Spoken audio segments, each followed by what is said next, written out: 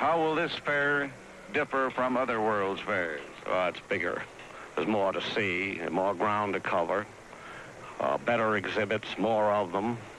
It's on a huge scale.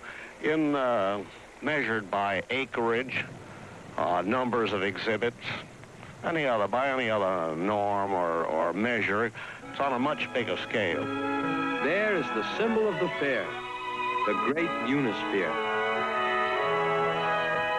This fair represents the most promising of our hopes. It gathers together from 80 countries the achievements of industry, the health of nations, the creations of man. This fair shows us what man at his most creative and constructive is capable of doing. Everyone is coming to the New York World's Fair. They're coming from the 4 corners of the earth and from 5 corners, Idaho. They come down from New Athens, Maine, and from Athens, Greece, and from Tokyo, and Kokomo, and Rome, down from Frisco and down from Troy, from Hamburg, from Nineveh, from Aurora, Illinois. They also came from the local police precinct. No longer was it possible for a World's Fair to wall out the wider world. We're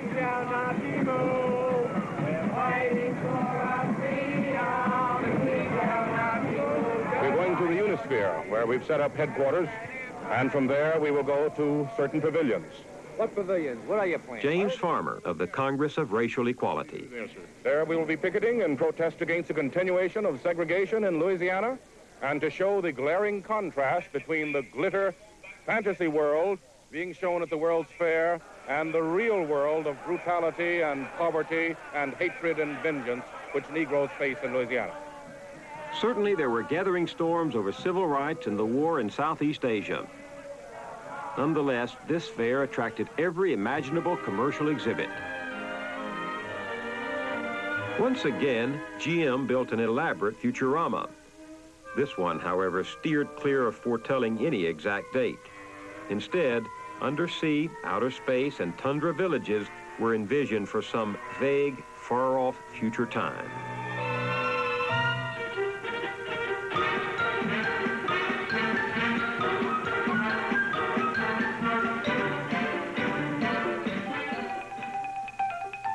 Among the most lavish and successful exhibits, the IBM Pavilion.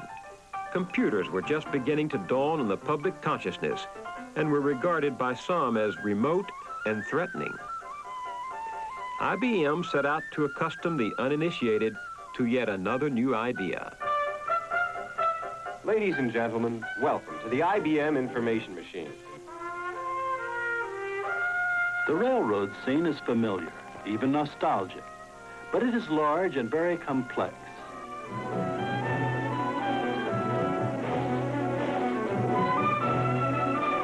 The machine brings you information in much the same way as your mind gets it, in fragments and glimpses, sometimes relating to the same idea or incident.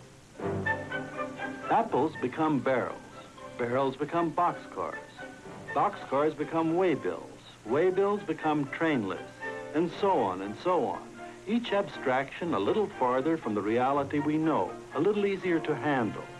To the simplest of the abstractions, the ones and zeros. These can be handled at great speed, and soon the selected information finds its way back into a familiar reality. We solve our ordinary problems in much the same way as we solve our most complicated ones. The programming of computers to handle data and build revealing relationships is just a fine elaboration of the familiar methods we all know and use every day. On the cultural side, too, the New York World's Fair was a major production, offering a dizzying array of cultural come-ons.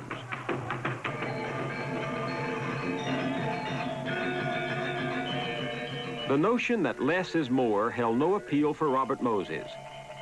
To him, more was more, and his fair showed it.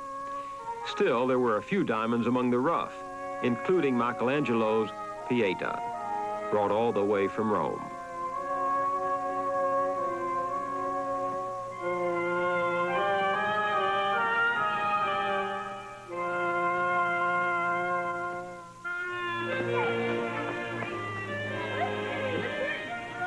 Critics complained about expense, about crowding and commercialism.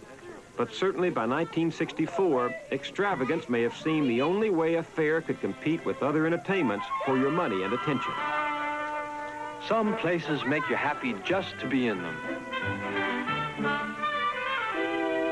World's fairs, as a rule, are ephemeral. Will there be anything lasting at this one? Oh, yes, indeed. In the first place, we'll have several new buildings, but over and above that, we're going to finish Flushing Meadow Park with the receipts of the fair. And when I say that, I think it'll be the finest park in the city of New York. It's right at the geographical and population center, and I think it will cost about $10 million to finish the park. The landscaping will be here, the trees will still be here.